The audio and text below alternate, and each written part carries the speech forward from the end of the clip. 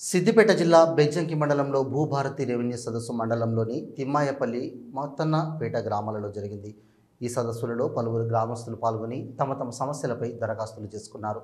తిమ్మాయపల్లిలో ఉన్న ప్రభుత్వ భూమికి హద్దులు నిర్వహించి గ్రామ అభివృద్ధికి మరియు క్రీడా ప్రాంగణాలకు, ధాన్యం కొనుగోలు కేంద్రాలకు, ఇతరత్ర ప్రజా అవసరాలకు వీలుగా ఉండేలా కేటాయించాలని పలువురు గ్రామస్తులు తహసీల్దార్కు వినతిపత్రం అందజేశారు. ఈ సందర్భంగా బెజ్జంకి మండల తహసీల్దార్ మాట్లాడుతూ, నేటి నుండి ఈ నెల 20వ తేదీ వరకు ప్రతి గ్రామంలో రెవెన్యూ సదస్సులు జరుగుతున్నాయని తెలిపారు. ఏవైనా భూ సమస్యలు ఉంటే ఈ సదస్సులో దరఖాస్తు చేసుకోవాలని కోరారు.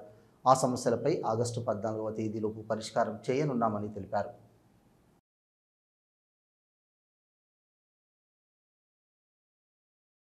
మొదటి రోజు ఈరోజు అనగా 3వ తారీఖు రోజున ముత్తన్నపేట మరియు తిమ్మాయపల్లి ఈ రెండు గ్రామాలలో గ్రామ సభలు నిర్వహిస్తున్నాము.